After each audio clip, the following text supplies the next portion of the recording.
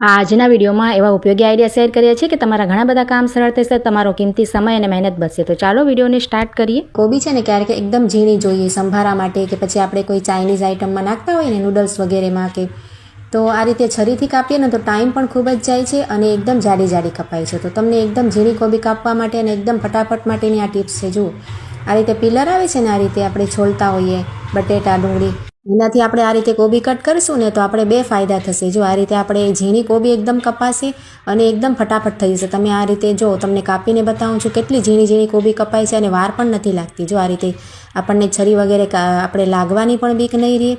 અને તમે જોઈ શકો છો, આપણે જે નૂડલ્સમાં એકદમ બારીક કોબી જોઈએ આપણે, એકદમ ઝીણી ઝીણી, તો જુઓ એકદમ ઝીણી થશે અને ફટાફટ થઈ જશે. આ તો હું તમને વિડીયોમાં બતાવું છું ને એટલા માટે મને વાર લાગે છે. જો આ રીતે કોબીને તમે જોઈ શકો છો, આપણે સંભારામાં સરસ લાગે. આ રીતે તમે ટ્રાય જરૂરથી કરજો એકવાર, ખૂબ જ સરસ આઈડિયા છે.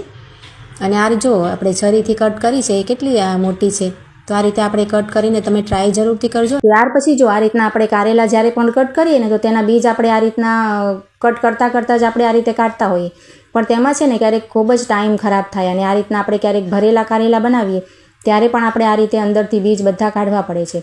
તો આ રીતે જ આપણે નોર્મલી કાઢતા હોઈએ. તો આજે હું તમને તેને બીજ કાઢવા માટેની ખૂબ જ સરળ અને એકદમ સહેલી રીત બતાવું છું.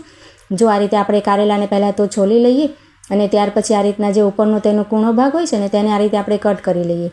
ત્યાર પછી આપણે છે ને આ રીતની એક ચમચી સ્ટીલની લઈ લેવાની. જુઓ, આ રીતની ચમચી છે ને કઠણ, તે આપણે લઈ લઈશું. અને તેનો જે પાછળનો ભાગ હોય છે ને, તમે આ રીતે કારેલામાં ફેરવશો ને નાખીને, તો બધા જ સરળતાથી તેના બીજ ખૂબ જ સહેલાઈથી નીકળી જશે. આપણો ટાઈમ પણ ખરાબ ન થાય. અને જુઓ, ખૂબ જ સરળતાથી આપણે કારેલા કટ પણ થઈ જશે, ફટાફટ થઈ જશે કામ આપણું. જુઓ, તમે જોઈ શકો છો. જો આ રીતે તમને બીજી વખત પણ બતાવું છું. આપણે અડધું પણ આ રીતે કરી વચ્ચેથી, અને ત્યાર પછી પણ ચમચી આ રીતે ફેરવી લેવાની અંદર. જુઓ, જરાકમથી તમે કરશો ને તો બધા જ બીજ તમારે નીકળી જશે. જુઓ, ખૂબ જ સરસ આઈડિયા છે, તમે ટ્રાય જરૂરથી કરજો. જો આ રીતે આપણે કપડાં ધોતા હોઈએ અને આપણે છે ને આ રીતના સાબુ જે આવે છે ને કપડાં ધોવાનો કોઈ પણ કંપનીનો, તો આપણે આ રીતે ડાયરેક્ટ લગાવીએ ને તો ક્યારેક શું થાય કે સાબુ એકદમ નરમ અને ઓગળેલું હોય ને તો કપડા ઉપર એટલું ચોંટી જાય કે આપણે પાણી ખૂબ જ જોઈએ અને ધોવામાં પણ ખૂબ જ આપણે મહેનત પડે નીચોવવામાં. અને ક્યારેક સુકાયેલું હોય ને સાબુ તો આ રીતે લાગે જ નહીં. જો હવે શિયાળામાં આ રીતે સુકાઈ જશે. તો આપણે શું કરાય છે ને, તમને સરસ ટિપ્સ બતાવું છું. આપણે જૂનું મોજું આપણી પાસે હોય ને તે આપણે લઈ લેવાનું અને આ રીતે મોજામાં આપણે સાબુ નાખી દેવાનું. કોઈ પણ તમે સાબુ લઈ લેશો.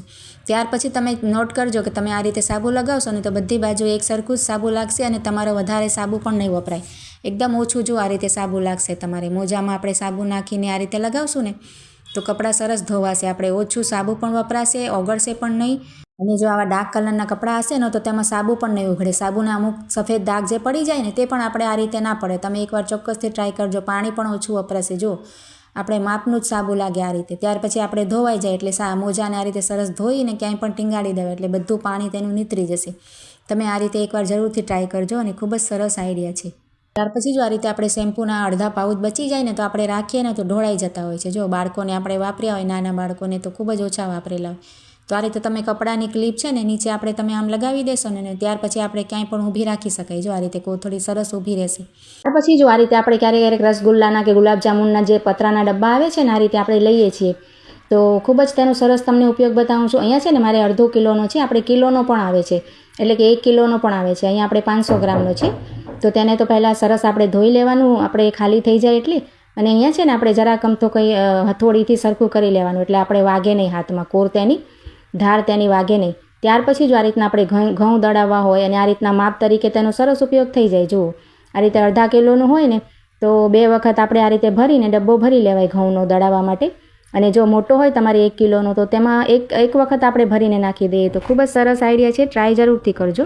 તો જુઓ, આ રીતે જે મધ હોય છે ને આપણે ઘણા બધા ઉપયોગમાં લેતા હોઈએ, પણ આપણે જ્યારે પણ કોઈ મોટી બોટલમાંથી કે આ રીતે નાની શીશીમાંથી મધ કાઢીએ ને ચમચીથી આ રીતે, જુઓ, તો તેનાથી શું થાય કે ઘણું બધું મધ છે ને આપણે ચમચીમાં જ ચોંટી જાય અને આપણું મધ વેસ્ટ થઈ જાય.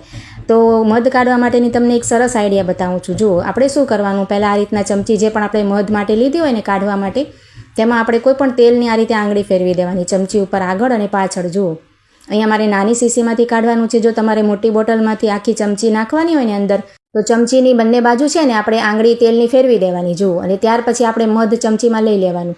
તો તેનાથી શું ફાયદો થશે કે મધ જરા પણ ચમચીમાં ચોંટશે નહીં. જુઓ, તેલ લગાવવાથી શું થશે કે આ રીતે સરળતાથી મધ બધું જ આપણે નીકળી જશે. જુઓ, ચમચીમાં છે ને જરા પણ મધ ચોટશે પણ નહીં, આપણે મધ પણ વેસ્ટ ન થાય. જુઓ તમે જોઈ શકો છો.